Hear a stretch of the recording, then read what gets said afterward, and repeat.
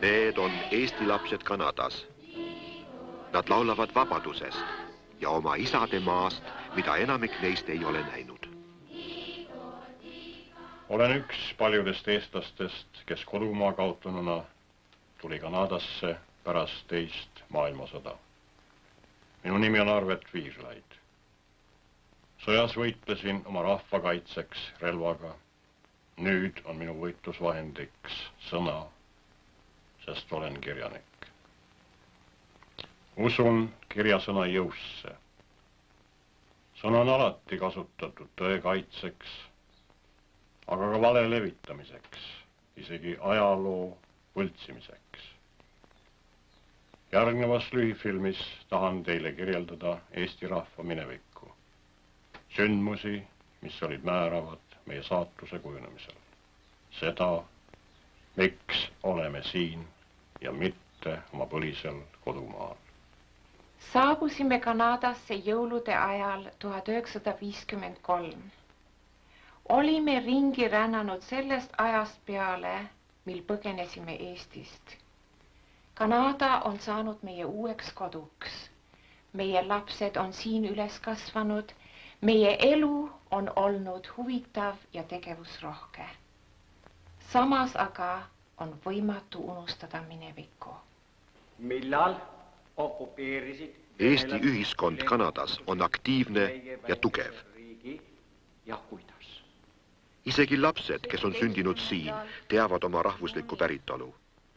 Vene trupid tulid iga Eesti linna ja võtsid... Aeg läheb aga edasi ja meie rikka kultuuripärandi hoidmine, viljelemine nõuab meilt ikka suuremat panust. Triina? Meie ajalugu on vorminud sõjad. Selle põhjuseks on Eesti strateegiline asend. Narva jõgi on alati olnud Euroopa idapiiriks. Lääne pool Narva jõge asub Eesti. Oleme soome-ugrilaste järeltulijad, kelle suguharud saabusid neile kivistele randadele aastatuhandeid tagasi. Vaevalt leiduks karmimat paika elamiseks. Ometi asutasime just siia oma kodu, rahvana, kes hindab vabadust ja elab rahus ümbritseva loodusega. See on meie isade maa. Meie emakeeleks on eesti keel. See sarnaneb põhjapoolsete hõimude soomlaste keelele. Arvu poolest oleme alati olnud väike rahvas. Eestis elas enne teist maailmasõda 1 miljon eestlast. Tallinn rajati sõjakeerises 13. sajandi algul muistse Eesti linnuse asemele. Pärast 20 aastast võitlust vallutati meie maa Saksa raudrüütlite ja taanlaste poolt. Sakslaste taanlaste järel tulid rootslased ja lõpuks venelased. 18. ja 19. sajandil oli Eesti tsaari Venemaa osa. Maaomanikeks jäid saksa aadlikud. See takistas venestamist ja aitas säilitada maa läänelikku ilmet. Eesti Vabariik sündis esimese maailmasõja lõpukeerises Euroopa impeeriumide kokkuvarisemisel.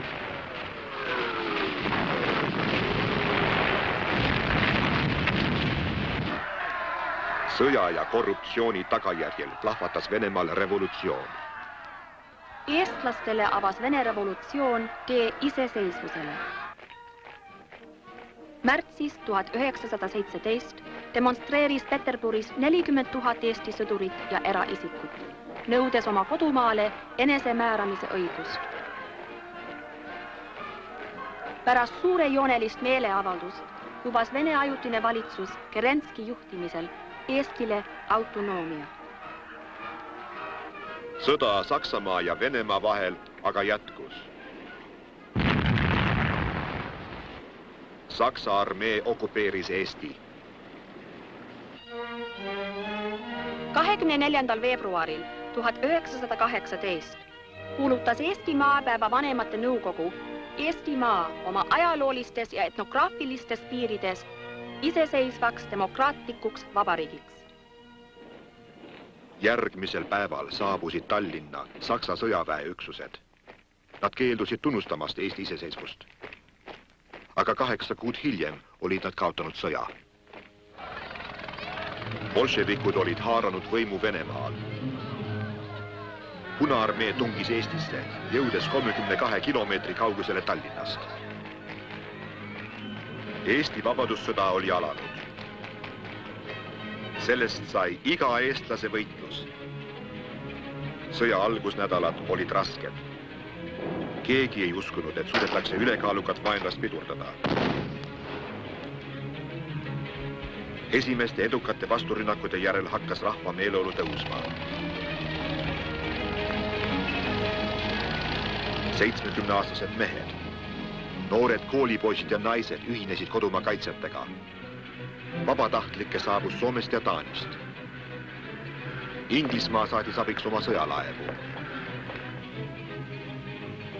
1920. aasta alguseks oli Punaarmee tõrjutud kaugele välja Eesti piiridest. Rahuleping sõlmiti Tartus. Selle lepinguga tunnustas Nõukogude Liit Eesti iseseisvust ja loobus vabatahtlikult kõikideks aegadeks igasugustest nõudmistest Eesti rahva ja territooriumi vastu. Lõpuks ometi oli saabunud rahu ja vabadus. Võite kujutleda rõõmu, aga ka raskusi, millega noor iseseisev riik pidi toime tulema. Eesti iseseisvust tunnustasid kõik suurriigid ja aastal 1921 astus Eesti Rahvaste Liitu. Uue riigi välispoliitika aluseks oli koostöö kõigiga, sõprus Balti riikide vahel ja heanaaberlik vahekord Nõukogude Liiduga. Vaatasime demokraatiale idealistliku, ent samas ka praktilise pilguga. Eesti oli põllumajanduslik maa. Varem Saksa feodaalsüsteemi all polnud igaühel võimalik oma talu muretseda. Selle probleemi lahendas maareform. Loodi juurde tuhandeid uusi talusid, mis kujunesid eeskujulikeks tootmisühikuteks. Ümber korraldada tuli ka tööstus, mis seni oli rahuldanud Venemaa vajadusi. Asuti Eesti oma loodusvarade töötlemisele lääne turgude jaoks. Kõige olulisemaks selles kujunesid põlevkivitoodete, õli ja keemiatööstused.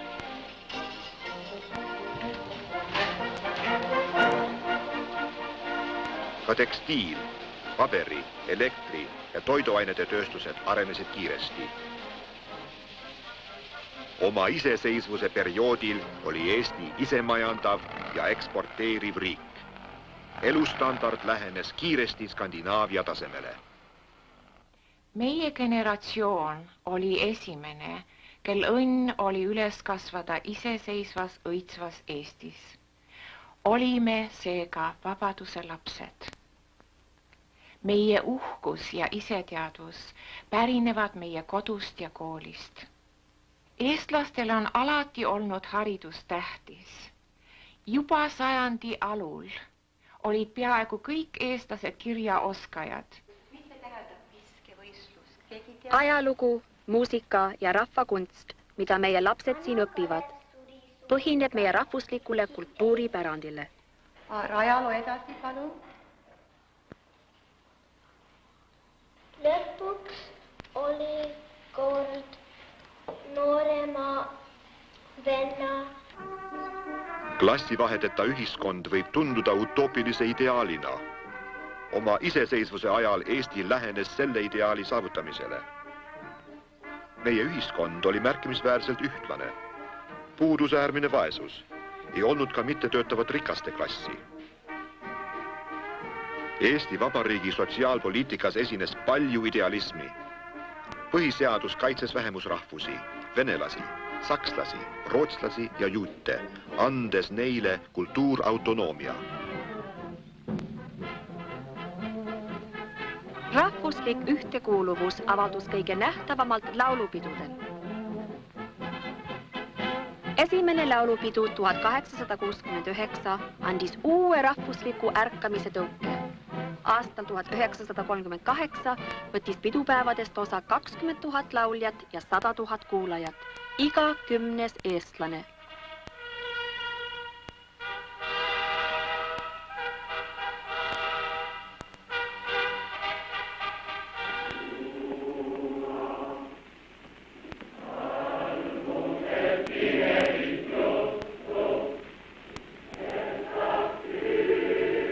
Iseseisvuse aastakümneid iseloomustas kiire areng ja jõukuse kasvamine.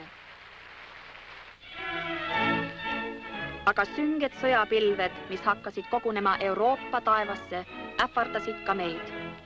Vanemad inimesed, ka president Päts, aimasid sõja lähenemist. Nooremad, sündinud ja kasvanud rahuajal, ei osanud kujutleda, mis tulemas. Juba aastal 1933 pidas Konstantin Päts tungiva kõne relvastuse vähendamiseks. Kuigi ta valdas ka saksa ja vene keelt, kõneles ta ladina keeles, et rõhutada meie sõltumatust nii Saksa kui Venemaast. Stalinil ja Hitleril olid aga oma plaanid maailma ja Eesti jaoks. Nii sõlmisid välisministrid Molotov ja Ribbentrop 1939. aasta suvel Moskvas mittekallaletungilepingu. Selle lepingu salaklauslis nad jagasid Ida-Euroopa omavahel. Venemaale määrati pool Poolast ja Balti riigid. Kõiki üllatav liiduleping ei kestnud kaua, aga ta andis mõlemale poolele vabad käed oma eesmärkide saavutamiseks. Stalin taotles maailma domineerimist proletariaadi revolutsiooni nime all. Hitler maailma vallutamist aaria rassile.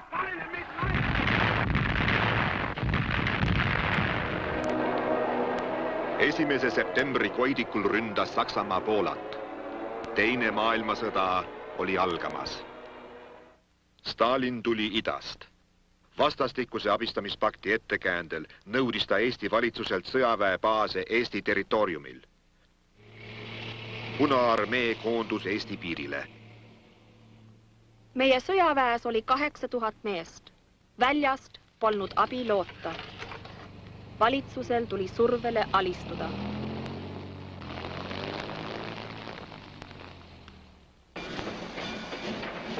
Eestisse valgus massiliselt Vene tsiviilisikuid baaside ehitustöödele. Seejuures kinnitati, et Kreml ei kavatse end mingil moel segada Eesti siseasjadesse. Juunis 1940 esines Stalin uute nõudmistega. Kogu Eesti territooriumi avamist ja uut Moskvale sõbralikumat valitsust. Vene sõjavägi okupeeris Eesti 24 tunni jooksul. Kõik, mis järgnes, oli tsirkus.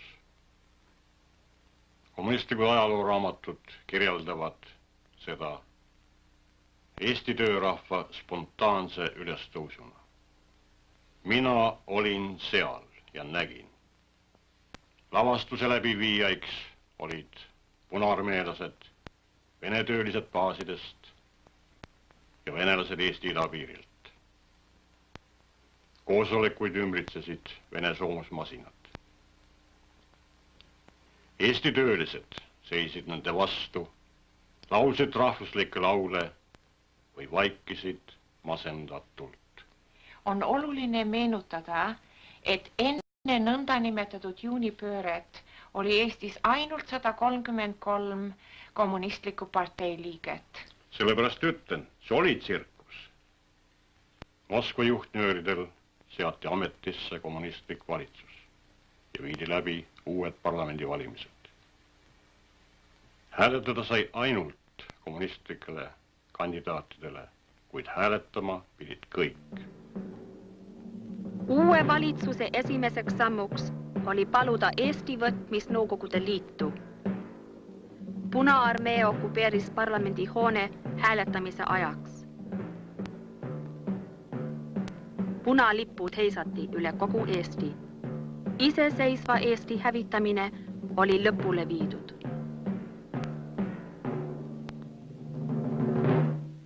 Kahe aastakümne saavutused lammutati mõne nädala jooksul. Eravarandused ja pangaarved natsionaliseeriti. Talud tükeldati ning koondati hiljem sunniviisil kolhoosideks. Teabevahendid allutati riigi kontrollile. See oli terrori algus. Endised valitsusliikmed, ka president Päts ja väljapaistvamad isikud arreteeriti. Aga ka tuhandeid tavalisi kodanikke ootas piinamine, mõrvamine või Siber. Ainsa öö jooksul 14. juunil 1941 veeti ära üle 10 000 inimese, mehi, naisi ja lapsi. Kõige rohkem kardeti seejärel öist koputust uksele. Ja loomavaguneid, mis ootasid, et veereda itta, jäise Siberi orjusesse. Juunist septembrini 1941 küüditati 60 000 eestlast, 5% kogu rahvast. Osa hävines orjalaagrites raske töö, nälja ning külma ohvritena. Suhteliselt tähendaks see üle 1 miljoni kanadalase ja üle 10 miljoni ameeriklase kaotust ühe Nõukogude okupatsiooni aasta jooksul.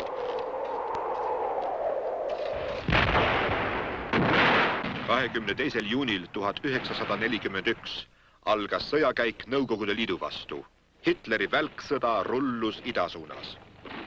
700 aastaga kogutud viha sakslaste vastu Eestis näis olevat kadunud ühe kommunistliku terrori aasta tagajärjel. Eestlased tervitasid sakslasi mitte rahvussotsialismi toojatena, vaid vabastajatena kommunistlikust ikkest. Juba enne Saksa sõjaväe saabumist võitlesid Eesti metsavennad, keda näeme vankril, taganevate Punaarmee üksuste vastu. Natsid, kes ei usaldanud eestlaste rahvuslikku vaimu, kasutasid rahva kommunismi vastast meelsust enda huvides. Eestlasi kutsuti üles ühinema Saksa armeega. Nii võitlesid idarindel Saksa vormis tuhanded eestlased oma kodumaa kaitseks.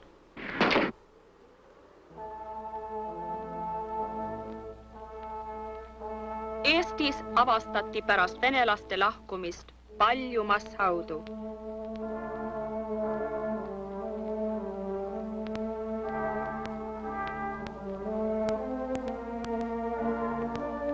Paljud ohvrid kandsid piinamise tundemärke. Mitmed olid maetud elusalt.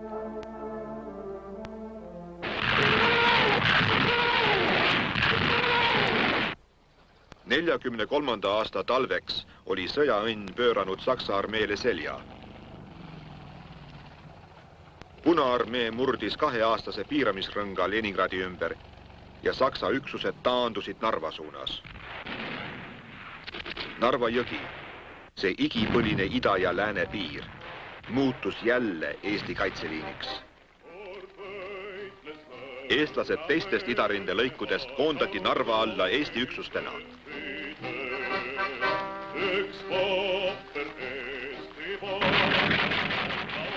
Hästi kindlustatud kaitsevööndi ees löödi Punaväe ründavad massid korduvalt tagasi.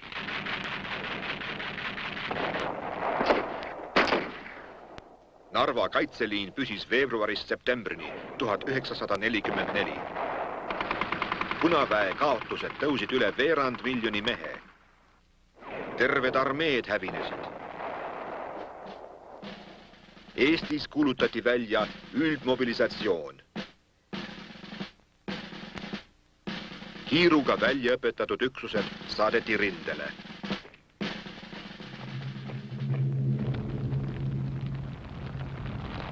Kui Punaarmee ei suutnud saavutada edu rindel, alustas Nõukogude lennuvägi Eesti kaitsetute linnade Narva, Võru, Tallinna ja Tartu pommitamist.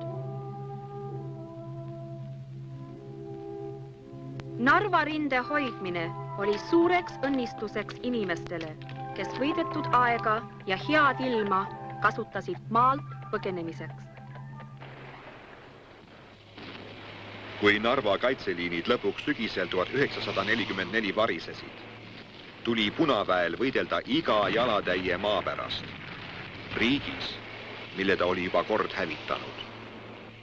Kõige materiaalse kaotuse kõrval sõjakeerises oli raskeim rahva süstemaatiline hävitamine Moskva kommunistliku režiimi poolt. Nõukogude okupatsiooni esimesel 10 aastal kaotas Eesti 1/4 oma rahvast.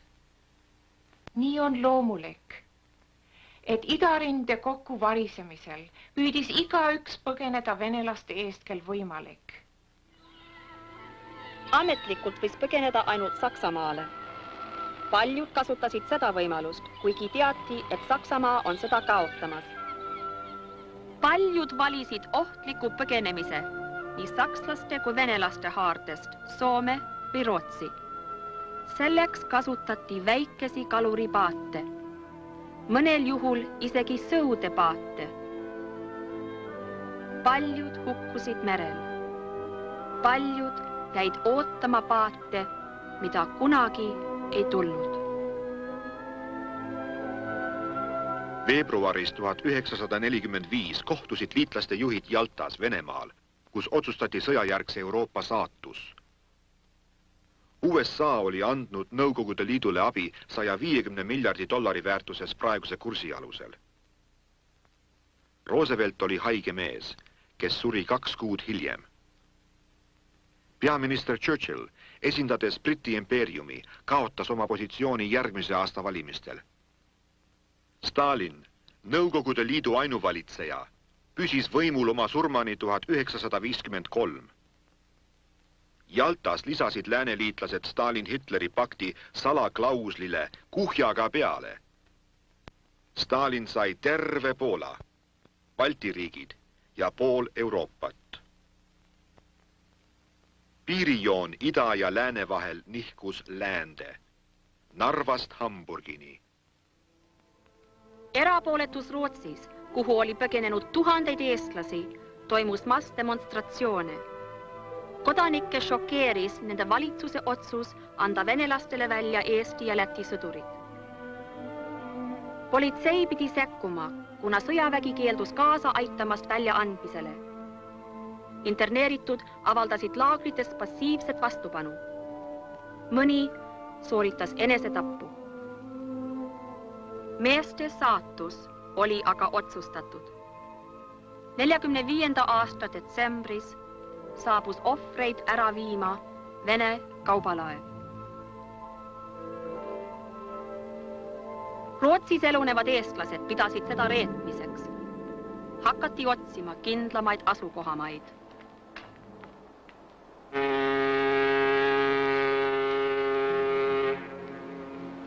Saksamaal tuli rahvusvahelisel abistamiskeskusel pärast sõda lahendada tohutult suuri probleeme ühenduses põgenikega.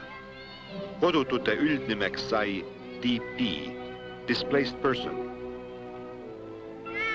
Tuhanded eestlasedki elasid kokkusurutult põgenikelaagrites. Nende lootuseks oli pääseda Inglismaale, Kanadasse, Austraaliasse või USAsse. Kanada vajas sisserändajaid töölistena kaevandustes, metsades ja põhjaalade väljaarendamisel. Eestlased, kellel oli nõutav kutse või haridus, saabusid Kanadasse käendajate vastutusel. Esimesed Eesti põgenikud jõudsid siia 47. aastal. Kui meie saabusime 6 aastat hiljem St. Johni, olid Helle ja Ants 3 aastat vanad. I can remember it as if it were yesterday. Mäletan seda nagu eilset päeva, kui astusime jõulu esimese püha hommikul orkestrihelide saatel laevalt maale. Tundus nagu oleksime 4 ainsad inimesed meile avanevas uues maailmas. Ja nagu oleks orkester mänginud ainult meile. Sõitsime idarannikult rongiga Torontosse. Leidsin koha trükikojas, kus olen töötanud tänase päevani. On raske ette kujutada, et isa poleks täna elus, kui ta poleks Eestis põgenenud. Meie vanemad kaotasid oma kodumaa, mitte aga oma keele ja kultuuri. Neile oli oluline, et meie saaksime sellest osa. Oleme rääkinud kodus ainult eesti keelt. Meie elu on olnud huvitav ja rikas. Isa-ema generatsioon tegi igapäevase töö kõrval kõik, et elustada kultuuriväärtusi, mis nad kaotasid sõjaga. Eesti ühiskond Torontos oli meie kasvuaastatel väga aktiivne ja on ka nüüd.